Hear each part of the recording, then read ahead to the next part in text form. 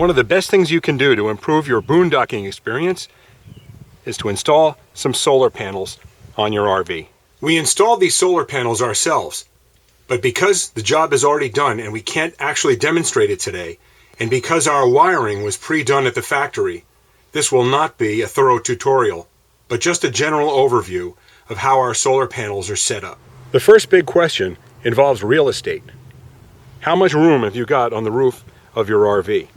Obviously, a 43-foot motorhome gives us a fair amount of real estate, so we left plenty of space around the panels, giving us room to walk around and to access other things on the roof.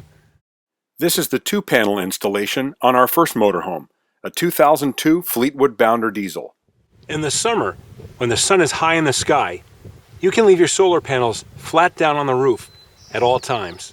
But in the winter, when the sun is low on the horizon, you'll get a lot more charging if you get an inexpensive kit to tilt the panels. This is all you'll need to tilt one solar panel: 2 prop rods threaded at one end and 2 extra thumb screws. All we need to do to tilt the solar panels up is to remove the thumb screws from one side and install the bars at each corner.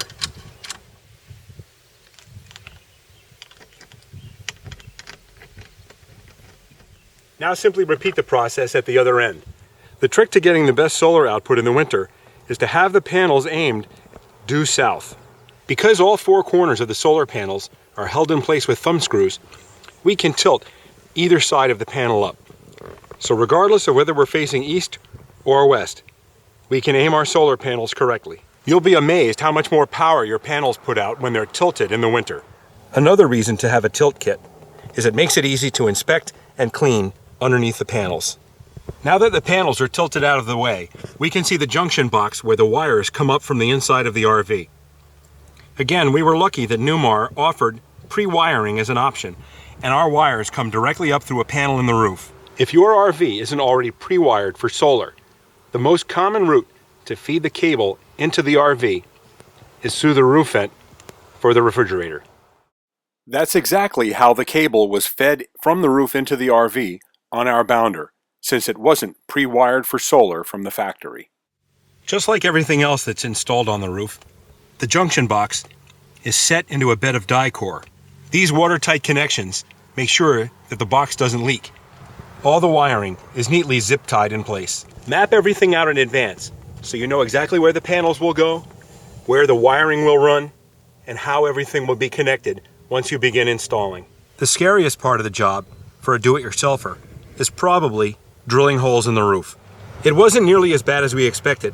We simply measured and marked carefully where the brackets were to go, set them in a bed of die-core, and it was no problem at all.